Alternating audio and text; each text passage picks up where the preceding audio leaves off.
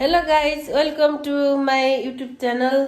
म चाहिँ अहिले मुलाको अचार बनाउन गइरहेको छु। आज चाहिँ म तपाईँहरूलाई मुलाको अचार कसरी बनाउने त्यो तरिका सिकाउने छु हैन। यो चाहिँ मुलाको अचारको लागि मैले मुला काटेर खोर्सानी काटेर घाममा सुकाएको छु। अनि यसको लागि चाहिँ मैले यहाँ जुन उसको लागि हाल्नुको लागि मेथी भुटेको छु, तोरी भुटेको छु, त्यसै गरेर सोप जिरा भुटेको छ। अब म एकछिनपछि यसलाई ब्लिन्डरमा पिसेर मिक्स गर्नेछु। म बनाउँदैछु मुलाको अचार। अझै मेरो श्रीमान हुनुहुन्छ। मैले आजको खाना चाहिँ माछाको रस बनाएको छु। आज चाहिँ माछा र भात खाने योजना गरेको छु। माछा करी। अब म एकछिनपछि मुलाको अचार बनाउँछु। यो चाहिँ म मुलासँग राँगाको मासु खानुको लागि काटिरहेको। मैले चकलेट केक पनि बनाएको छु आजको लागि। बेलुकाको डिजर्ट। लाइक कमेन्ट सेयर गरिदिनु होला। अनि सब्सक्राइब पनि गरिदिनुहोस् है, किनभने तपाईँहरूको मलाई सब्सक्राइब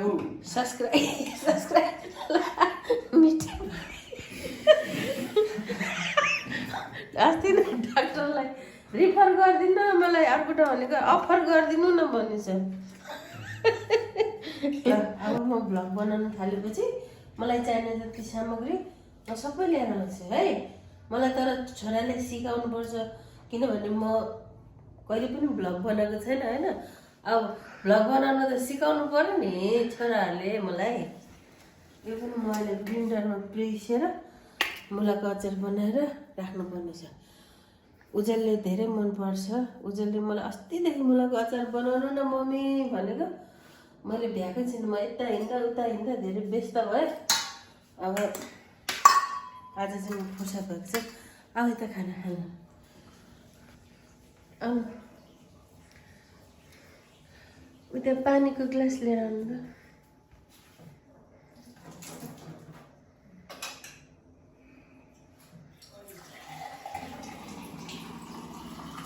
तिमीलाई मिठो लाग्छ लाग्छ मुलाको अचार भन्दा? लाग्दैन। तिम्रै लागि बनाएको मैले। अस्तिदेखि उज्जवलले बनाऊ बनाऊ मम्मी भनिरहेको थियो। तिमी उज्जवल हो नि त होइन? कस्तो गाह्रो, अलिक दरदर खालको पिस्नुपर्छ यो अचारको लागि। मेसिनमा पिसेको भइहाल्थ्यो त। मेसिनमा धेरै मैदा हुन्छ क्या त्यहाँ। यो अचारको लागि चाहिँ धेरै पिस्नु हुँदैन, खसरो खसरो छर्नुपर्छ। उयसमा पिस्दा भइहाल्थ्यो त। कहाँ तोरीको तेल कहाँ छ? तोरीको तेल त एक प्याकेट लाग्छ कि लाग्दैन?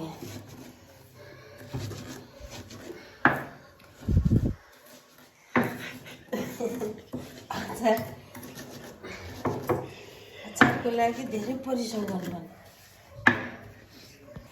अनि अहिले यहाँ मलेको देख्नु पर्यो।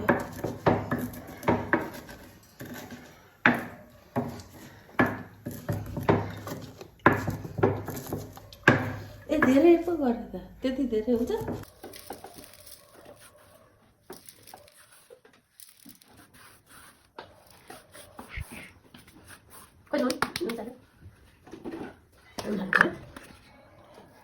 हुन्छ 3-4 टेबल स्पुन हाल्नु पर्छ।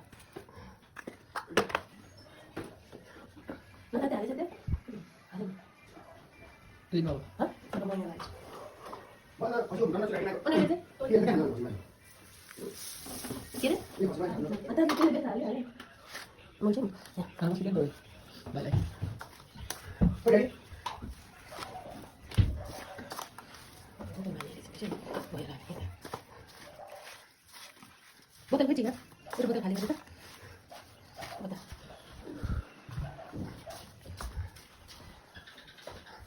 बोतलमा हाल्छ हामी चट्ट यो मोलेर बोतलमा हालेर घाममा सुकाएपछि 3-4 दिनमा खानु हुन्छ। यसलाई मजाले मोलेर बोतलमा हालेर बाहिर घाममा राख्नुपर्छ। अमिलो चिप्रोमा टक्क अनि भातको छेउमा राखेर खुरुम खुरुम गरी खाए मिठो हुन्छ मुलाको अचार। ल राम्रो भयो।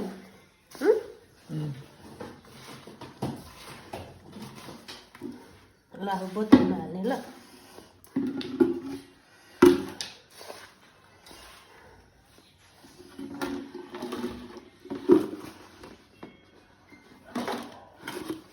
यति नै हो बनाउनु? यति नै हो अचार बनाउनुलाई? के गर्नु पर्दैन अरू? यति नै हो त। मूल्य हो, यसले खाने हो बोतलमा हालेर त्यसपछि घाममा राख्ने बाहिर। ए सजिलो छ।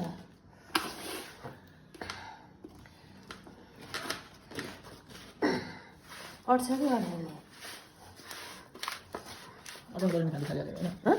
के अरे के भन्छ र? अट्नु पऱ्यो नि। झरे त घोलो पनि।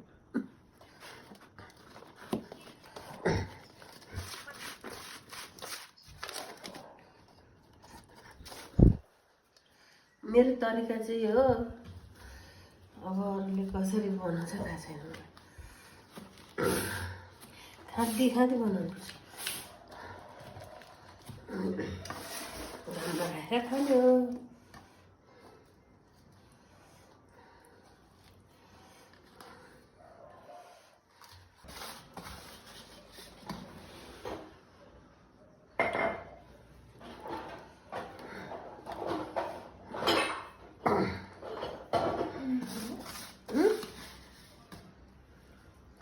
खै यसको बिर्को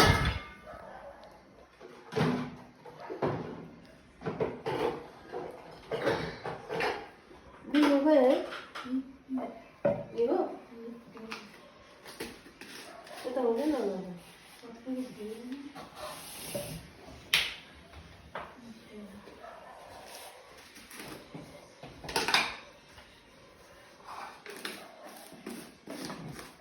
रेडी भएको त सानोमा हालिदिने। यहाँ अट्छ कि अट्दैन?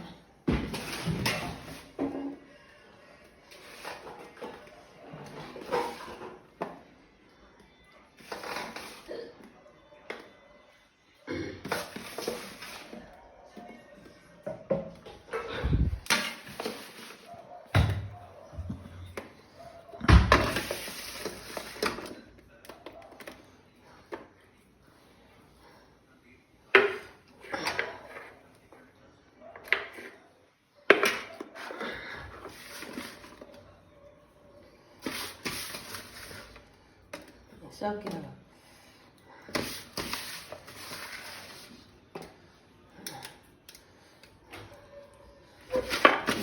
घाममा राखेर खाने हो। के गर्ने होला नि?